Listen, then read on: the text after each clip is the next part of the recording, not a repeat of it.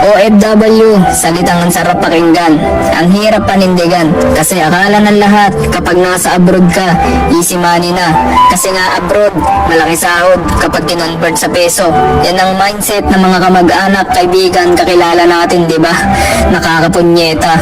Kapag di mo napagbigyan at iyong tinanggihan, ang bibilis sumama ng loob, magtampo, kesyo nagbago ka na, yumabang, dumamot, kuripot, ang di nila alam, bukod sa homesick mong araw-araw na kalaban, dumadagdag pa sila. Di ba nakakalungkot?